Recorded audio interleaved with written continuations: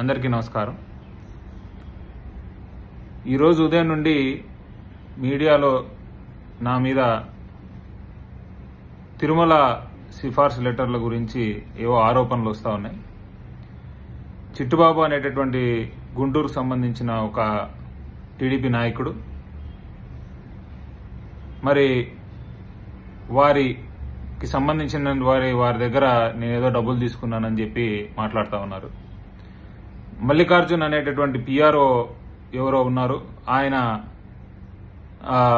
కి ఇచ్చామని కూడా చెప్తా ఉన్నారు. ఇంతవరకు నాకు మల్లికార్జున్ అనేటటువంటి పిఆర్ఓ ఎవరు లేరు. అసలు మల్లికార్జున్ అనేటటువంటి వ్యక్తి ఎవరో కూడా నాకు తెలియదు.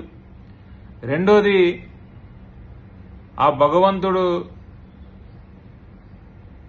దర్శనాలు లెటర్లు అమ్ముకొని బతకాల్సినటువంటి దౌర్భాగ్య పరిస్థితుల్లో, అంత చెడిపోయిన పరిస్థితుల్లో ఈరోజు నేను గాని నా కుటుంబం గాని లేదు. ఎప్పటి నుంచో ఒక బ్యూరోక్రటిక్ బ్యాక్గ్రౌండ్ నుంచి వచ్చినటువంటి వ్యక్తిని నేను. మా ఫాదర్ ఒక ఐఏఎస్ ఆఫీసర్, నేను అంతకంటే ఎక్కువ వాల్యూస్తో బతికినటువంటి వాడిని. ఇప్పటి వరకు ఇలాంటి ఆరోపణలు కానీ లేకపోతే నా క్యారెక్టర్ని అసాసినేట్ చేయడానికి ఇలాంటి మాటలు కానీ ఎప్పుడూ మాట్లాడలేదు. కేవలం కుప్పంలో చంద్రబాబు నాయుడు గారికి ధీటుగా నిలబడి పోటీ చేశామని, ఇంకా నిలబడి అక్కడ ఫైట్ చేస్తున్నామనే ఒకే ఒక కక్షతో ఈరోజు నన్ను, నా పేరును నాశనం చేయాలని చెప్పి ఇలాంటి అనవసరమైన రాజకీయ కేసులు, అనవసరమైన డిఫేమ్ చేయడానికి చేస్తా ఉన్నారు.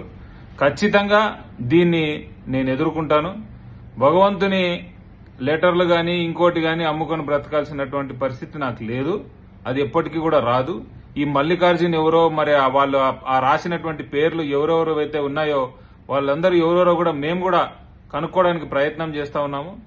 పోలీసు వారికి కేసు ఇచ్చామంటున్నారు. వాళ్ళు కూడా విచారణ కరెక్ట్ గా చేసి అసలు ఎవరు వీళ్ళు, ఏం జరిగింది అనేది బయటికి తీసుకొస్తే బాగుంటుంది. దాని తర్వాత ఇంకో ప్రెస్ మీట్ లో కూడా నేను మాట్లాడి క్లారిఫై కూడా చేస్తానని కూడా మీ అందరికి తెలియజేస్తా ఉన్నాను.